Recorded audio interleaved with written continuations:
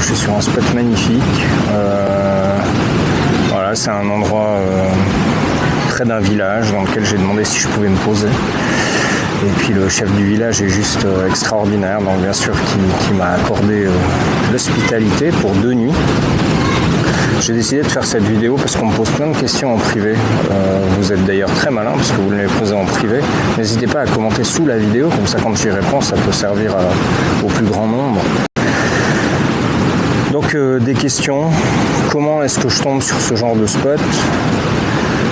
Il y a une application qui s'appelle iOverlander qui permet à tous les voyageurs, donc on parle bien des voyageurs et pas des touristes, de communiquer sur les endroits incroyables qu'ils ont trouvés, le prix qu'ils ont payé, sur les coutumes qu'il faut respecter par rapport aux gens qui habitent là. Et c'est le site sur lequel je passe le plus clair de mon temps pour préparer le jour suivant. En principe, j'ai entre 2 et 4 jours d'avance sur mon programme. Et là, j'avais envie de voir San Pedro. Ce spot m'a été indiqué comme un endroit idyllique et incroyable, et c'est le cas. Je vous laisse découvrir derrière moi à quoi il ressemble. Il y a un truc durant le voyage qui m'a beaucoup surpris, c'est que déjà ce voyage, il est très tributaire des gens que vous rencontrez et du moment, du lieu auquel vous arrivez. C'est-à-dire que personnellement, j'ai eu un voyage un petit peu difficile en Gambie. Ça ne veut pas dire que la Gambie c'est un pays qui n'en vaut pas la peine, loin de là, j'en sais rien en fait. Ce que je sais, c'est que moi, les moments où je suis arrivé aux douanes, que ce soit en entrant ou en sortant, et même les gens que j'ai rencontrés sur place, ils m'ont pas marqué, ils m'ont plutôt causé pas mal de difficultés, ce qui fait que la Gambie n'est pas restée un souvenir impérissable dans ma tête. C'est vraiment très tributaire des gens que vous rencontrez, et je remarque quand je rencontre d'autres voyageurs que c'est le cas pour tout le monde, partout. C'est très difficile d'avoir une idée du pays en le traversant, en n'y étant que 3 et 4 jours. Et d'ailleurs, ça me fait penser à la deuxième chose importante, c'est que nous ne sommes pas des touristes. Dans ce sens-là, le fait de ne pas être un touriste, ça fait que vous traversez le pays sans visiter les hauts lieux du pays. Je ne suis pas la personne qui va faire la queue pour aller visiter la chute telle et telle, l'endroit où il y a des éléphants qu'on vous montre comme touriste. En fait, je recherche ces choses-là en passant par les habitants, ce qui fait que je les rencontre assez souvent et que c'est ce qui est arrivé pour les chimpanzés. Je m'arrête dans un village, le chef du village m'indique un de ses hommes qui vient m'aider à me faire découvrir différentes choses de l'endroit, et puis ça me permet de découvrir le pays de l'intérieur.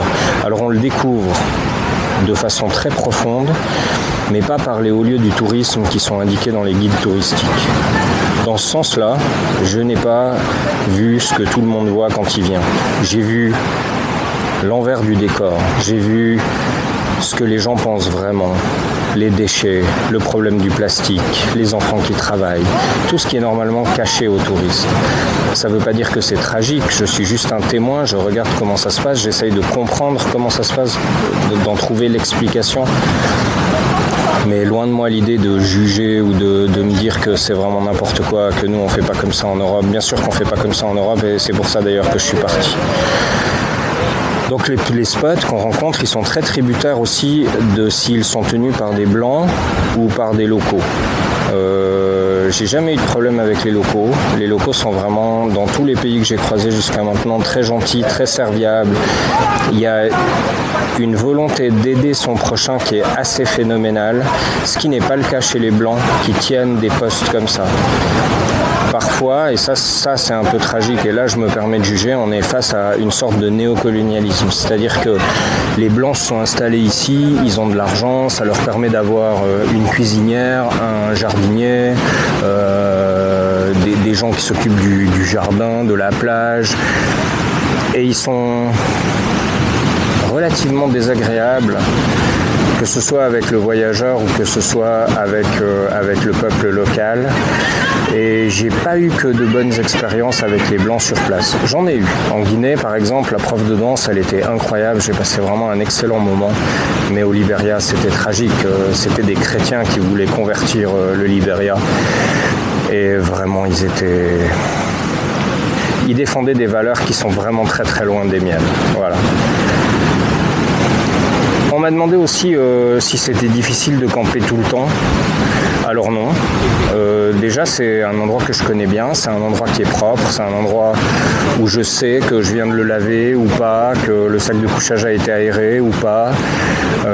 Ça nous permet d'atteindre des spots qui sont incroyables. Et puis, si au début, il me fallait presque 1h30 pour tout démonter et tout remonter, là, en ce moment, après presque 50 jours dans ma tente, en 25 minutes, c'est réglé. Donc en fait, vous attrapez un rythme qui est de vous lever le matin, de vous préparer le café, et puis tout à coup, vous vous mettez à pacter tout ça, et ça prend 25 minutes, et c'est une sorte de routine qui s'installe, qui va relativement vite, et puis tout se passe finalement très très bien. Moi j'adore ma tente, c'est d'ailleurs une sorte d'élément principal de ce voyage. Je crois que le fait d'avoir cette tente-là, une sorte de tente 2 pièces dans laquelle j'ai une pièce dans laquelle je peux vivre, même s'il pleut, dans laquelle je peux laver mes affaires, et puis une pièce dans laquelle je dors, la pièce à vivre qui me permet aussi de camoufler la moto. Et parfois dans le désert en Mauritanie, c'était important de camoufler la moto parce que je ne l'aurais pas laissée dehors comme ça toute seule. Et ben ça donne une sécurité supplémentaire et un confort incroyable. D'ailleurs, c'est le point suivant. Vous avez remarqué que je ne fais pas partie des motards qui pensent que le moindre gramme de trop sur la moto est un gramme de trop. Loin de là. Moi, je pense que le confort est primordial. J'ai choisi d'ailleurs pour ce voyage ma moto, Lily, qui est une moto très puissante, qui permet de porter beaucoup de poids. Et donc je ne me gêne pas de prendre la tente qui va bien, le sac de couchage qui va bien, même s'il est volumineux. J'ai une cuisine complète avec moi, je me fais des repas presque tous les jours. Et ça me permet d'avoir un confort qui augmente mon moral, qui fait que jamais j'ai l'impression d'être perdu. J'ai plutôt l'impression de vivre ce voyage pleinement et d'en être satisfait à chaque instant. Cette tente, c'est vraiment Lone Rider, là ils ont fait quelque chose d'incroyable. Une autre question, alors la nourriture et l'eau. J'ai pensé au début, surtout pour la traversée du désert, que l'eau serait un problème. Ça ne l'est pas du tout. Il y a de l'eau partout. Ce qu'il y a d'important, c'est d'avoir aussi des pastilles de micropure pour pouvoir clarifier l'eau claire au cas où vous ne trouvez pas d'eau en bouteille. Il y a même des endroits où l'eau en bouteille, je me demandais si c'était pas des bouteilles qui avaient été réorganisées avec de l'eau du village. La plupart des villages que j'ai traversés ont simplement un puits au centre du village, donc cette eau, elle est à boire avec prudence. Moi, ce que j'ai fait, c'est que depuis le début du voyage, j'ai chaque fois autorisé un peu d'eau sale dans mon alimentation. Du type, j'ai jamais refusé des glaçons dans un verre de Fanta au Maroc, ni au Sénégal, ni en Guinée. Ce qui fait que j'ai l'impression que mon corps s'est habitué. J'ai pas du tout été sujet à la tourista, et tant mieux. Et à l'heure actuelle, mon ventre supporte très bien tout ce que je mange, et pourtant, je mange pour 1 franc suisse, dans la rue, des brochettes, des saucisses. J'essaye de m'alimenter à moindre prix, et soit je fais moi à manger, soit je mange dans des petits tripots. Il m'arrive de temps en temps d'aller au restaurant. Des fois, l'appel de la pizza est si fort que j'essaye d'en trouver une. Il y a beaucoup de Libanais en Afrique de l'Ouest, et il y a aussi beaucoup de restaurants libanais qui font très très bien à manger, et c'est vraiment très très bon. Donc que ce soit la nourriture ou l'eau, à l'heure actuelle, j'en ai jamais manqué. J'ai toujours environ 3 litres, 4 litres et demi avec moi, et j'ai jamais eu de problème avec ça. Puisqu'on parle d'argent, le budget, vous savez que je me suis fixé de vivre avec 30 francs par jour. C'est un budget qui était très difficile à tenir en France et en Espagne. Depuis le Maroc, c'est assez facile. En fait, là où j'ai des problèmes de budget, c'est l'accident de moto, où tout à coup on a de grosses réparations à faire sur la moto, et même si c'est pas des milliers de francs, 200 ou 300 francs supplémentaires à sortir alors qu'on n'avait pas prévu, ça reste quand même presque 10 jours de voyage en moins au bout. Donc il faut trouver des solutions, il faut vivre moins cher quand on peut, demander de l'aide si on en a besoin. C'est ce qui est arrivé pour l'accident de moto. Et puis grâce à ceux qui me suivent, ceux qui achètent mes livres, ceux qui font des dons, d'ailleurs je les remercie beaucoup, j'arrive l'un dans l'autre à tenir mon budget de 30 €. En principe, il faut compter, quand on va à l'hôtel, 20 € pour la nuit, et donc avec 10 € il faut se faire à manger.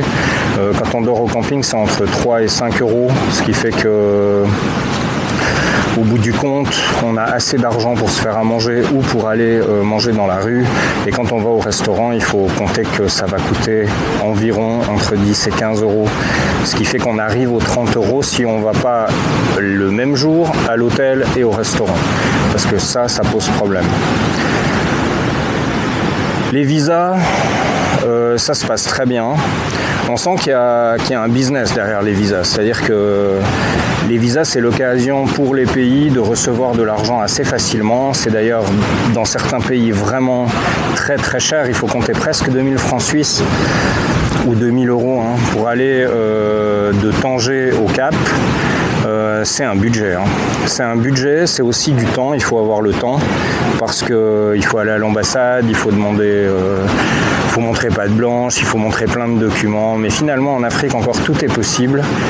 Et en étant souriant, en étant compréhensif et surtout en ayant le temps et en n'étant pas pressé, tout se passe très très bien. À chaque frontière, si vous avez le visa à l'arrivée ou si vous avez le visa que vous avez eu à l'ambassade d'un pays voisin, vous avez 2 documents à faire timbrer pour sortir du pays. C'est votre carnet de passage qui vous permet d'exporter votre moto et puis c'est votre passeport qui vous permet de signaler que vous êtes bien sorti du pays. Et de l'autre côté, c'est l'inverse. Il faut faire signer votre passeport, timbrer votre passeport et signer votre carnet de passage pour pouvoir importer votre moto dans le pays. Ce carnet de passage, pour ceux qui ne connaissent pas, c'est une caution que j'ai posée à la banque en Suisse qui me permet de signaler que mon véhicule est en importation. Ça facilite les importations et en fait, j'ai rien à payer pour l'importer. Mais si, quand je rentre en Suisse, j'ai pas le ticket de sortie de ma moto du pays, alors le pays peut réclamer le montant total que j'ai mis en garantie de telle façon à ce que il puisse être payé, ou c'est une sorte de défraiement puisque j'ai importé illégalement une moto. Voilà, donc le carnet de passage, ça nous permet de passer assez facilement les douanes et voilà, il y a des endroits où je le remplis moi-même parce qu'ils ne savent pas le faire aux douanes, mais ça se passe très bien et ça facilite vraiment la vie et surtout ça coûte pas cher parce que le montant en caution, il est en caution et puis vous le récupérerez quand vous reviendrez et puis ça s'arrêtera là. J'ai toujours cette impression qu'il faut avoir 3 pays d'avance, c'est-à-dire que j'ai toujours à 3 pays du pays où je vais aller, par exemple là on parle du Nigeria, j'ai très très peur, je ne sais pas comment ça va se passer, j'entends des bruits qui courent sur la criminalité, sur les difficultés qu'on va avoir à l'entrée du pays et c'est vraiment un sentiment d'insécurité totale. Quand on arrive à 2 pays de ce pays-là, en principe on commence à comprendre les solutions et comment ça marche. Aux pays voisins, on se demande pourquoi on a eu du souci parce que finalement tout va être assez simple. Et moi à l'heure actuelle, j'ai quand même fait 12 frontières et ces 12 frontières elles se sont hyper bien passées. J'ai jamais eu de problème. Donc, il y a aussi un thème avec la corruption, j'ai jamais eu à donner de dessous de table à personne. J'ai fait faire des stylos et des autocollants pour mon voyage. La plupart du temps quand on me demande un cadeau, c'est ça que je donne, les gens sont très contents. Et puis ça s'arrête là. Je crois que c'est un faux problème en fait, la corruption.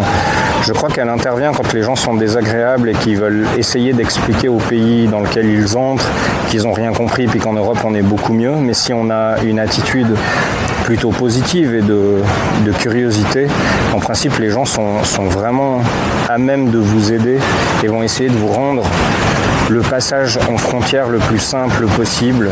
Et en tout cas, de mon point de vue et de mon expérience, tout s'est vraiment hyper bien passé et de façon très simple.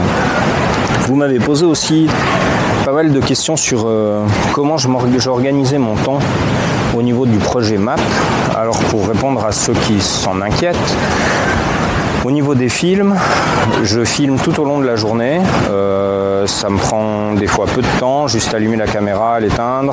Des fois, je dois installer le trépied, je dois voir comment je vais passer en moto, comment je vais circuler, je dois sortir la perche, je dois essayer de m'organiser. Mais enfin, ces images sont stockées dans la mémoire de mon appareil. Et puis quand je rentre le soir à l'hôtel, j'essaye de créer de ces bandes d'images, des images que je vais pouvoir utiliser dans le film. En principe, c'est des images qui dureront entre 5 et 13 secondes et que j'organise pour en faire un film. Quand j'arrive à peu près à 5 minutes de film, je sais que ce film-là est terminé. J'essaye de l'organiser scénaristiquement pour qu'il ait un début, un milieu et une fin. Et puis, je mets ces films bout à bout dans un logiciel de montage. Dans un pas suivant, c'est-à-dire le jour d'après ou le jour encore d'après, j'organise ces bouts de films. Je crée le poème qui va aller avec, parce que c'est ces images qui m'inspirent la poésie et pas l'inverse. Et puis, je vais trouver la musique qui va bien, enregistrer la voix off, mettre tout ça dans un film en MP4 qui va rester sur mon ordinateur jusqu'à ce que je trouve un Wi-Fi. Et le Wi-Fi, souvent, ça me demande d'aller soit dans un camping particulier, soit dans un hôtel pour une nuit. Ça me permet de télécharger à ce moment-là environ 4 films qui vont être publiés sur Internet avec une programmation de telle façon à ce que tous les lundis à 17h01, vous puissiez avoir le film suivant. J'ai donc une avance d'environ 4 films. Là, vous êtes en Gambie, et moi, comme vous voyez, je suis déjà à San Pedro en Côte d'Ivoire. Donc, en gros, j'ai vraiment 4 à 5 films d'avance en ce moment. Mais c'est aussi parce que je sais que je vais passer Noël ici en Côte d'Ivoire et que j'aurai moins l'occasion de filmer et de préparer la suite. J'aimerais reprendre quand je vais traverser la frontière du Ghana. Et donc, il y a un petit moment, 2-3 semaines, dans lequel je ne vais pas être très actif au niveau de la création pour le projet MAP. Au niveau des textes, c'est un petit peu différent. Donc vous savez que le livre, il n'a rien à voir avec les films, mais en fait, je pense que la richesse du projet MAP, elle vient quand vous regardez les deux. C'est-à-dire que vous aurez plein d'informations de pourquoi ces poésies ont été faites sur les films en comprenant le livre. Et puis vous avez des livres qui vous parlent d'images que vous découvrirez dans les films et qui vous permet d'avoir un peu plus de précision ou d'avoir un peu moins besoin de rêver les images puisque vous les verrez dans les films. Il y a un seul film à l'heure actuelle qui est vraiment lié au livre et c'est un passage qui se passe en Sierra Leone. Je vous le laisserai découvrir à la mi-janvier à peu près. Mais là, très clairement, ce qui est décrit dans le livre, vous le verrez dans le film. Et ça me plaît de faire ce lien comme ça entre ces deux supports. Je pense que ça n'est complet que si on voit le tout. D'ailleurs, pour écrire le livre, en gros, j'écris 1000 mots chaque 2 jours.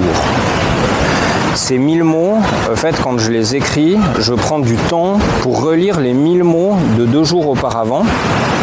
Déjà parce que ça me permet de faire une dernière correction de ce passage, enfin une première correction de ce passage, et de le préparer pour la publication. Et puis je vais finaliser les 1000 mots que j'ai écrits il y a 4 jours, de telle façon à ce qu'ils soient en correction finale, que je puisse le préparer à publication, et juste avant la publication, je l'envoie ensuite chez Enigma, où un correcteur corrige juste que grammaticalement et au niveau de l'orthographe ça joue, de telle façon à ce que je puisse le publier sans trop de risques. Alors c'est un rythme assez effréné, hein. C'est assez compliqué d'être littéraire dans cet exercice, mais c'est bien toute la difficulté de cet exercice et ça me plaît de le faire comme ça. J'espère qu'en tout cas vous pouvez suivre les aventures et que vous pouvez vous mettre à ma place dans ces aventures incroyables qui m'ont amené pour le moment de la Suisse jusqu'en Côte d'Ivoire. Il y a des rencontres incroyables, des anecdotes surprenantes. Je vous invite à lire le livre parce que vraiment, je pense que toute la matière première de mon voyage, elle est plus dans le livre que dans les films, qui sont plus des beaux objets. Voilà. Le Wi-Fi, comme je vous ai dit, j'en trouve rarement. Quand j'en trouve, j'essaye de publier le maximum possible. À part en Guinée-Bissau et en Guinée, presque dans tous les pays, j'ai trouvé au moins un endroit qui avait du Wi-Fi qui était plus qu'acceptable pour pouvoir télécharger en une nuit 4 films et une douzaine de textes. En me réveillant le matin, tout était organisé, tout était en ordre.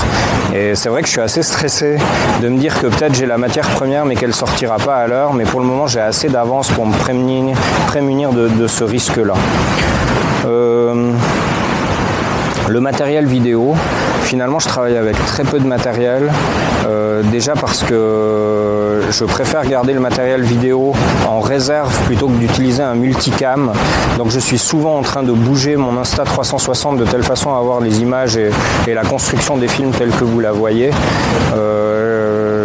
Je pense que c'est la bonne méthode, mais voilà, on est à quoi ?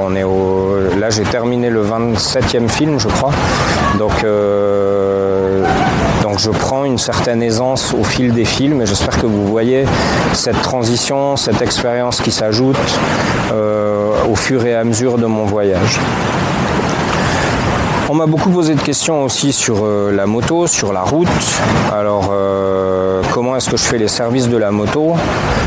Dans chaque grande ville, en tout cas là à Dakar, maintenant à Abidjan, j'espère en Angola et ensuite en Afrique du Sud, on trouve des concessionnaires, des gens dont le métier c'est de réparer les motos. Et on ne parle pas de rafistolage, on parle vraiment du métier comme chez nous. Les gens, ils connaissent la moto, ils ont les pièces, ils peuvent vous la changer. Et je profite dans chacune de ces villes-là de faire un contrôle complet de la moto. On m'avait dit que j'aurais plein de problèmes avec ma moto, mais en fait, j'en ai aucun. L'électronique va super bien, la moto, elle roule super bien. J'ai eu aucune alarme, rien. Pourtant, elle est tombée à 100 à l'heure. Et à part un cale-pied cassé, un rétroviseur cassé et puis une sacoche qui a explosé, tout le reste fonctionne à merveille. J'ai vraiment aucun problème, donc je touche du bois. Mais pour le moment, cette moto, c'est le rêve pour ce voyage. C'est pas une moto qui est faite pour faire du off-road. Et d'ailleurs, il faut savoir que chaque fois que j'ai le choix entre du off-road et de la route, je vais plutôt prendre la route. Mais néanmoins, il y a quand même beaucoup de off-road. Il y a pratiquement toutes les destinations finales, les 10 à 30 derniers kilomètres avant un spot, c'est toujours de la terre, c'est toujours du off-road, du sable, et vous y échapperez pas.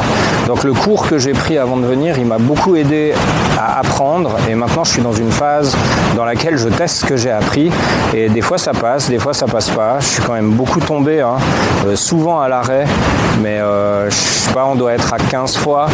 Je me suis fait les sables mouvants, je me suis fait les franchissements une fois je suis resté au milieu de l'eau. Voilà. Mais pour le moment, j'ai toujours trouvé de l'aide, j'ai toujours trouvé le moyen de m'en sortir.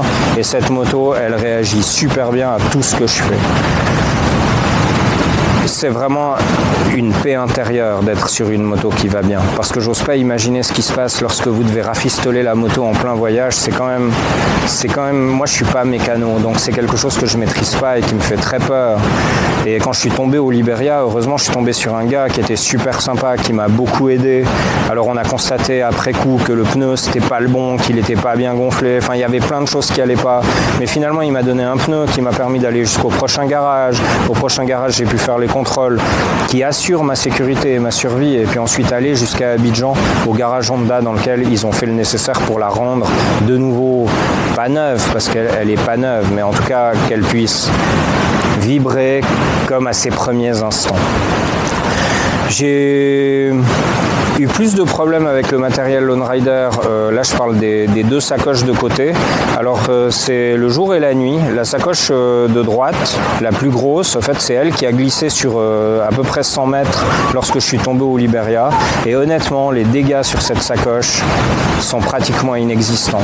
En tout cas, c'est très vite réparé. La sacoche elle tient et je peux l'utiliser. Par contre, alors je sais pas ce qui s'est passé avec la sacoche de gauche. Elle s'est déchirée juste à la fin de la Mauritanie sur une piste off-road. Je pense que les coups étaient un peu forts et une des coutures a lâché. Et là, c'est un peu la galère. J'en ai recommandé une qui va arriver à Abidjan dans les jours qui viennent et je pourrai la changer seulement à ce moment-là.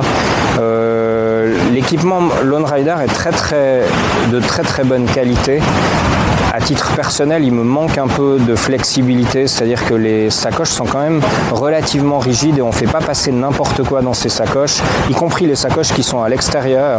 Elles sont souvent pas de la dimension dont j'ai besoin. Par exemple, j'aurais besoin d'une sacoche pour avoir toutes les perches pour les caméras ou bien pour le trépied, mais en fait cette sacoche elle n'existe pas, elle est soit trop petite, soit 10 fois trop grande, et donc c'est plutôt compliqué. J'aimerais vous faire une vidéo pour vous présenter comment j'ai équipé Lily. Et pour vous donner déjà des indices, en fait, sur les 2 trackbars de devant, j'ai mis à droite toute la nourriture. Donc la farine, le sel, les œufs, tout ce qui peut se casser. Et si ça se casse, je rachète.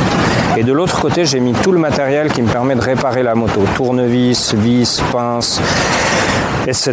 Il se trouve que ça, c'est la sacoche que j'ai perdue sur le chemin de Bokeh en off-road. Je ne suis pas retourné en arrière parce que je faisais du 10 km/h. J'étais exténué et je ne sais pas où je l'ai perdue, mais celle-là, elle me manque beaucoup. Entre autres, dedans, il y avait le compresseur qui me permet de vérifier la pression des pneus, de baisser la pression lorsque je fais du off-road, de l'augmenter quand je suis de nouveau sur la route. Et c'est certainement ce qui m'a manqué et qui est une des causes du fait que je sois tombé au Liberia, c'est que j'avais plus de contrôle sur la pression de mes pneus sur ma moto depuis presque 2 semaines. Et voilà, ça c'est le matériel qui est à droite. Ensuite, de chaque côté, j'ai 2 sacoches. Sur la sacoche de droite, j'ai tout le matériel pour les visas, les passeports, tout ce qui est aussi vidéo dans le sens ordinateur, qui est dans une valise très bien protégée, étanche. Et puis j'ai des bouteilles d'eau, de Fanta, et ce qui me permet de survivre au cas où devant je perdrais la sacoche. Sur la sacoche de gauche, j'ai tous mes habits. Tous mes habits sont dans des petits sachets rouges qu'on trouve chez Lone Rider qui permet d'organiser sa garde-robe et c'est exactement ce que j'ai besoin et c'est parfait. J'arrive à l'hôtel, je sors les quatre sachets, je suis dans ma tente, je sors les 4 sachets, j'ai les chemises, les pantalons, les chaussettes, tout va bien. J'ai même un sac pour mettre les affaires sales et c'est parfait.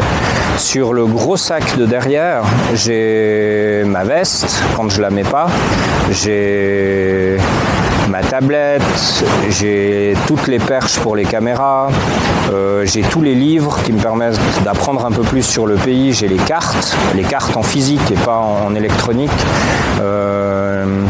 J'ai aussi le matériel comme les sacs poubelles qui me permettent en camping d'agir, j'ai le papier de toilette, enfin toutes ces choses dont j'ai pas besoin expressément en urgence, mais quand je suis installé dans ma tente, c'est très facile d'y avoir accès. Et puis après, il me reste le sac de couchage. Alors vous avez vu, il est un peu gros parce qu'en fait, j'ai cassé, dès mon arrivée au Maroc, j'ai cassé le sac de compression. Et en fait, je ne peux plus le comprimer et ça veut dire qu'il est énorme parce que c'est un sac 2 places qui me permet en fait, avec ses plumes, d'avoir un 5 cm de matelas au-dessus de mon matelas que je gonfle et qui me permet d'avoir un confort optimal dans ma tente avec aussi le coussin. Et puis j'ai la tente Lone Rider et ce qui flotte un petit peu sur les bagages que je serre avec une sangle, c'est encore la chaise de camping parce que c'est devenu obligatoire, sinon c'est vraiment inconfortable. Et puis j'ai aussi le trépied qui me permet de l'utiliser très rapidement si j'en ai besoin lorsque je suis sur la route pour filmer. Voilà, ça c'est un petit peu l'organisation de la moto. Est-ce que j'ai pris trop de matériel ou est-ce qu'il m'en manque ? Alors à l'heure actuelle, je trouve que l'organisation du voyage s'est assez bien passée. Il y a une chose que j'ai jetée, c'est que j'avais une sorte de petite glacière qui me permettait d'avoir les produits frais qui restaient au frais pendant le voyage. Et en fait, ça sautait sur la moto, je ne savais pas où la mettre, j'arrivais pas à bien la fixer. Et donc finalement, je l'ai abandonné pour mettre tout ce matériel-là dans la sacoche qui est à gauche sur l'avant de ma moto. J'ai aussi eu le sac de couchage, où en fait le sac de couchage plus le matelas, j'aimerais bien le remplacer par un beaucoup plus petit sac de couchage, mais un matelas, vous savez, qui est comme ma chaise de camping, que je peux monter, puis qui me laisse un petit peu d'air entre mon corps et le sol de la tente. Ça me permet déjà d'éviter tous les crabes et les insectes qui viennent sous ma tente pendant que je dors. Et puis je pense que ça me fera gagner en place et ça me permettra d'être un peu plus confortable dans ma tente sans avoir tout ce matériel. Ça, j'espère pouvoir le changer quand je serai à Abidjan. Je vais voir comment je vais pouvoir faire pour organiser tout ça. qu'est-ce que j'ai comme matériel de trop? Alors j'avais pris une sorte de vache à eau de 35 litres d'eau. J'étais super intéressé par avoir ça, mais en fait ça m'a servi à rien. On n'a jamais besoin de 35 litres d'eau. On a toujours 3 à 5 litres sur nous. On en trouve partout de l'eau, pas toujours propre, mais on en trouve partout. Il suffit d'avoir les pilules pour pouvoir la rendre buvable, et puis ça passe. Donc cette vache à eau, je l'ai offerte à un camping en Guinée qui avait besoin d'éléments pour pouvoir conserver son eau sur place, et ça me fait très plaisir de leur avoir offert. Ça a été du matériel qui m'a suivi jusqu'à la fin du désert, et j'ai constaté que j'en avais vraiment pas besoin. Il me manque un drone. Toutes les images que vous voyez qui ressemblent à un drone, c'est des images qui sont faites avec la perche de 3 mètres. J'aimerais bien un drone pour pouvoir aller voir derrière le prochain compartiment de terrain, vous montrer des endroits qui sont presque inatteignables par la perche de 3 mètres. Et voilà, c'était interdit en Mauritanie et au Maroc, donc je ne l'ai pas pris avec moi. C'est quelque chose qui me manque. J'avais pris un camelback. Alors ça c'est des caractères, mais moi ça me va pas. Moi je préfère la bouteille. De toute façon, toutes les heure et demie, je m'arrête en moto, je fais une pause. Ça me permet de sortir ma bouteille d'eau. Des fois je m'arrête sur ces échoppes qui vendent à manger et à boire au bord de la route. Ça me permet de faire aussi un contact avec les gens. C'est d'ailleurs très intéressant de savoir que en tant que voyageur et surtout solitaire, les gens sont très accessibles, ils viennent beaucoup vers vous, vous allez aussi beaucoup vers eux parce que c'est finalement votre seule interaction sociale durant le voyage, et ça permet d'échanger assez profondément avec ces gens, parce que en Afrique il y a un truc assez simple. Si vous rencontrez un gars pendant 3 jours, le premier jour c'est votre client, votre patron, enfin c'est quelqu'un de qui vous avez besoin. Le deuxième jour c'est déjà votre ami, et le troisième jour vous êtes pratiquement intime, parce qu'il y a des échanges qui sont vraiment très intenses et qui sont souvent autour d'un morceau à manger. Les gens mangent beaucoup ensemble, des fois c'est autour d'un verre, pas forcément d'alcool, mais il y a vraiment toute une partie sociale qui se trouve derrière les repas, et ça permet d'approcher ces gens de façon très très profonde et très proche. Et c'est ça que je mets dans mon livre, c'est ce que je découvre avec ces gens-là, leurs phrases incroyables, leurs pensées incroyables, des choses dont on n'a même pas idée en Suisse. Enfin, vous savez, il y a un petit côté... en Europe, on est en train de se demander si on va faire des toilettes transgenres, alors qu'en Afrique, on se demande à quoi servent des toilettes. Ils ont des seaux d'eau pour se doucher. La plupart des pays ont de l'électricité qui est coupée régulièrement durant la journée. Enfin, ça donne une autre perspective aux problèmes qui nous attendent ou qu'on découvre en Afrique. C'est vraiment un peuple incroyable, c'est des pays incroyables. Pour pouvoir comprendre leurs problématiques, il faut vraiment sortir de notre zone de confort et aller à leur rencontre, là où ça fait mal, là où c'est dur, là où la vie est compliquée. Ça sert à rien d'aller à l'ambassade ou chez le président. Il faut aller voir les gens du village. Et ça m'arrive très souvent de loger au sein du village. C'est-à-dire que quand je ne trouve pas de spot pour dormir, je m'arrête dans un village, je demande qui est le chef. Je vais voir le chef, je lui demande si je peux poser ma tente pour la nuit là. À chaque fois, il a accepté. À chaque fois, il me dit t'es mon invité. À chaque fois, je mange finalement avec eux. Je leur donne un peu d'argent en échange de la nuit et du repas. Et ça nous permet d'avoir des échanges très très forts durant toute la soirée qu'on passera ensemble. Et ça m'est même arrivé en Sierra Leone de rester plusieurs nuits, tellement j'étais bien parmi eux. Ce qu'on ne trouve pas à l'hôtel. Une des choses qu'on m'a aussi beaucoup demandé, c'est qu'est-ce que j'avais pris à double avec moi. Et c'est assez rigolo parce que au début, quand vous préparez le voyage, vous vous dites tiens, je vais prendre 2 motos. Comme ça, s'il y en a une qui tombe en panne, eh ben j'ai l'autre.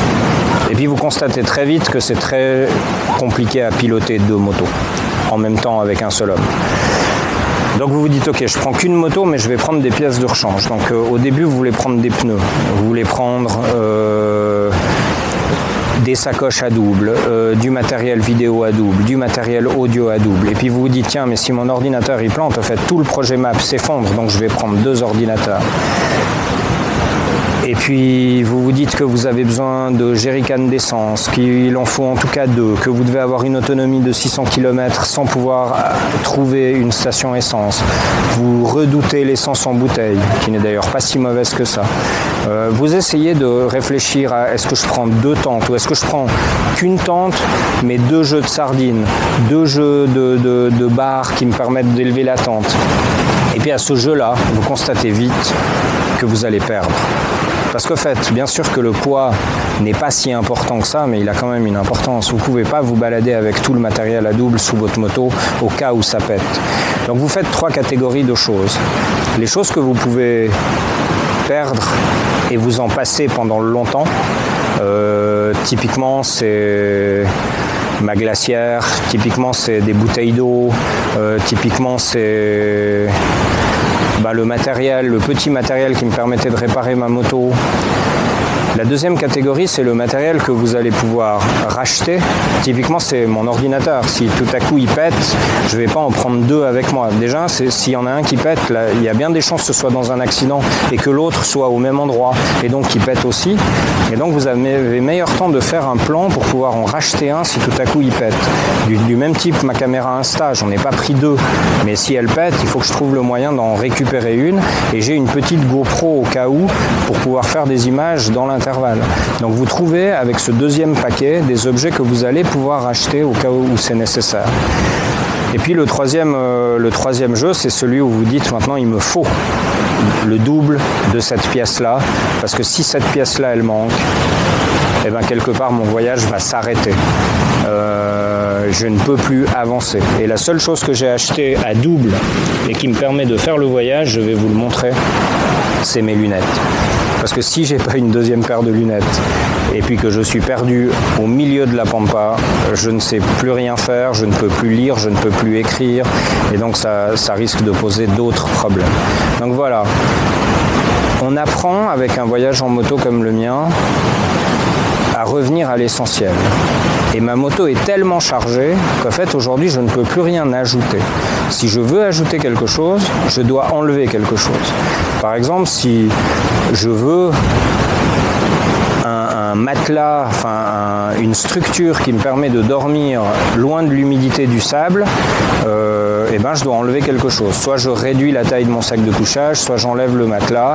Si j'enlève le sac de couchage, ça me permet d'avoir une place pour mettre mon nouveau matelas et ça me permet aussi d'avoir une place pour mettre mon drone. Si j'achète une bouteille de vin, j'enlève une bouteille d'eau. Si je veux ajouter une bouteille d'eau, j'enlève 2 bières et ainsi de suite. Donc vous apprenez à revenir vraiment à l'essentiel et surtout vous remarquez que beaucoup de choses que vous avez par sécurité achetées à double, finalement vous utilisez le double presque jamais et vous feriez mieux de vous préparer à en racheter un au cas où vous perdez le premier plutôt que de vous équiper en x2 au cas où ça arriverait.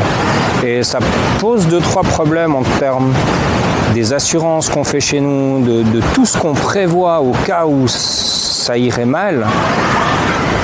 On voit en Afrique dans un voyage comme ça que finalement il ne se passe pas grand chose quand ça va mal.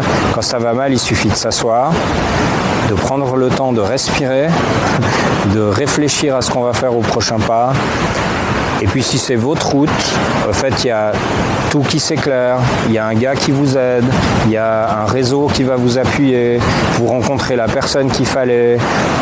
Et tout devient incroyable. Ça me permet de vous raconter cette dernière anecdote. Quand je suis tombé au Libéria, j'ai essayé d'amener ma moto le plus vite possible à Abidjan parce que j'étais mal à l'aise sur cette moto. Et je tenais l'embrayage juste avec mon index gauche, je devais maintenir ma jambe surélevée ou la poser sur un écrou qui dépassait de telle façon à pouvoir pallier au manque de cale-pied. L'axe de mon guidon n'était pas dans l'axe. Donc vraiment, j'ai essayé de courir jusqu'à Abidjan en me disant la première chose urgente, c'est de réparer la moto. Et moi, j'étais dans un sale état, j'avais cette blessure, j'étais en sang, et donc j'ai couru jusqu'à Mans, qui est une ville au nord-ouest d'Abidjan. Je devais faire le voyage en 3 étapes, parce que j'étais encore presque à 1200 km d'Abidjan. Et à Mans, sur qui je tombe? Sur le président d'un club de moto d'Abidjan, qui va non seulement prendre soin de moi, mais qui va m'expliquer comment faire pour réparer ma moto, me donner une partie de son réseau, des numéros de téléphone qui vont m'aider. Il va même demander à un gars d'aller à la pharmacie pour m'acheter du désinfectant.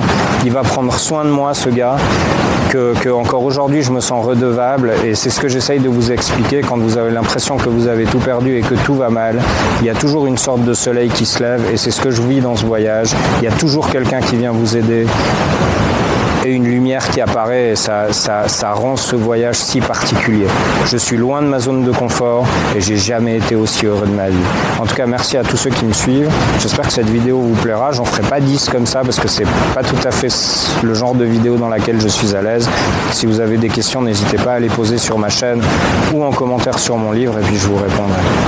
Merci, allez, à bientôt.